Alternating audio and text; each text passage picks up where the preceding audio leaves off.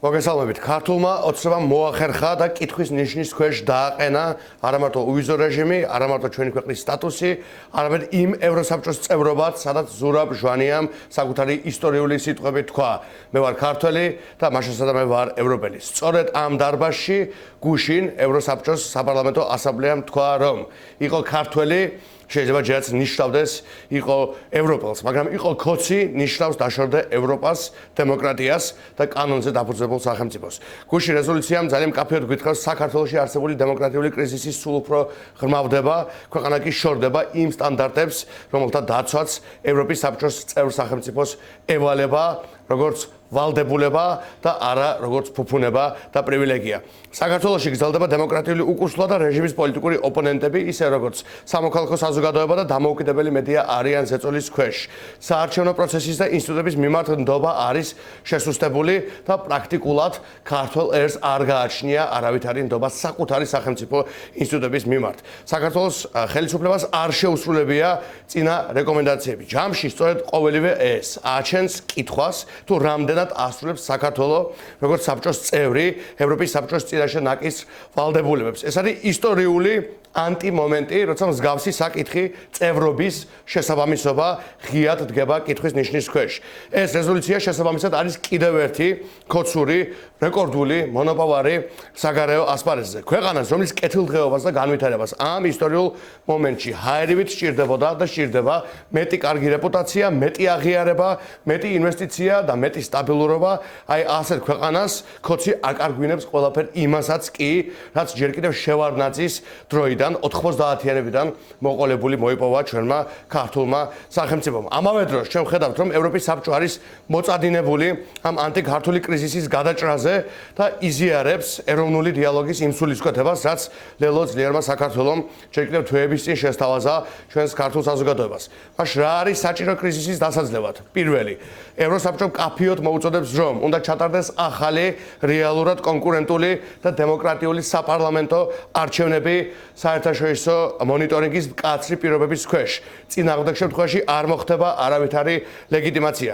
ეს არ არის მოწოდება, რომელსაც ხშირად მოისმენ მსგავსი ინსტიტუტებისგან და ის, რომ ჩვენ ამას ვისმენთ, მოწმობს ძალიან მკაფიოდ და ნათლად, რომ ცივილიზებულ მსოფლიოს კარგად აქვს გააზრებული იმ კრიზისის სიღრმე და მასშტაბი, რაც ახლა სამწუხაროდ საქართველოში არის და რომ ერთადერთი გამოსავალი ამ კრიზისიდან არის ახალი თავისუფალი საპარლამენტო არჩევნები. მეორე, პოლიტპარტიების გათავისუფლება და ძალაუფლების გადამეტების შესწავლა. ევროსაბჭოს რეზოლუცია ძალიან მკაფიოდ მოუწოდებს, რომ უნდა გათავისუფლდეს პოლიტიკური ნიშნით დაკავებული ყველა პირი და გამოძიებული უნდა იქნას ძალადობის ფაქტები, ისე როგორც სამართალდამცავი ორგანოების უფლებამოსილების გადამეტება უნდა იქნას შესწავლილი.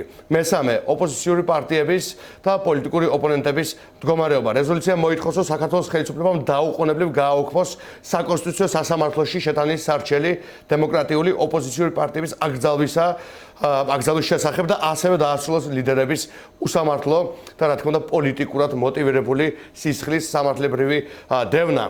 უცხოური გავლენის კანონმდებლობა. რეზოლუცია განგრძობითად აკრიტიკებს ეგრეთ წოდებულ უცხოური გავლენის შესახებ მიღებულ რუსულ კანონმდებლობას, რომელიც ხელს უშლის სამოქალაქო საზოგადოების თავისუფალ საქმიანობას, ზღუდავს დემოკრატიულ მონაწილეობას და რა თქმა უნდა წინააღმდეგობაშია კონსტიტუციურ პრინციპებთან. შესაბამისად, ასამბლეა მოითხოვს მის გაუქმებას ან სულ მინიმუმ არსებით გადახედვას.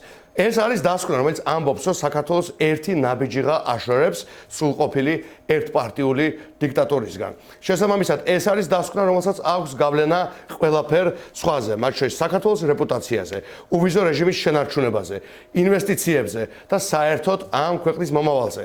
გამოსავალი ამ ძალიან მძიმე და სამარცხვინო ანტიქართული მომენტიდან არის ის, რომ ევროსაბჭოს სტანდარტებისადმი ერთგულება იქნას განახლებული, შესრულდეს ევროსაბჭოს რეკომენდაციები, რაც უპირველეს ყოვლისა ნიშნავს პოლიტიკურად მოტივირებული დევნის შეწყვეტას და პარტიების აკრძალვის ინიციატივის გაუქმებას.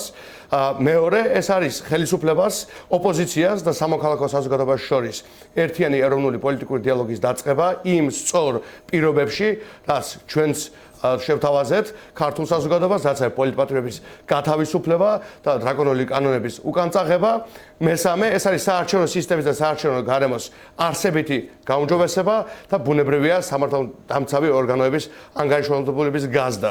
ყველა სხვა შემთხვევაში საქართველო რჩება იზოლაციაში, ეს იზოლაცია ღრმავდება და მძიმდება და აი ამ სიტუაციას, რომელიც შექმნეს სკოცებმა და როგორც არასოდეს ამ ქვეყნის ისტორიაში, არც 90-იანებში და არც შემდგომ პერიოდში არასოდეს არ ქონია, აი ამ სიტუაციას შეეწირება არა მარტო რომელიღაც ინსტიტუტის ბედი, არამედ ჩვენი ქართული სახელმწიფოს ბედი და მილიონობით ქართველის სტაბილურობა და მომავალი. და აქ ჩვენ რა თქმა უნდა ძალიან გაარსებლებთ გვიწყობთ არამედ უვიზო მიმოსვლას, არამედ ყველა იმ შანსს და პერსპექტივას, რაც გააჩნია ჩვენ სახელმწიფოს, მათ შორის ინვესტიციებს, მათ შორის რეპუტაციას და მათ შორის იმ ინსტიტუციურ სტაბილურობასაც ასე ძალიან ჭირდება ამ მძიმე რეგიონში მყოფ სახელმწიფოს. შესაბამისად, ჩვენი ბრძოლა ამ რეჟიმის მიმართ წნეხის გასაზრდელად გრძელდება, მოუწოდებთ ყველა ქართველს, რომ იბრძოლოს ჩვენთან ერთად იმისათვის, რომ რეჟიმმა განახორციელოს ყველა ეს ნაბიჯი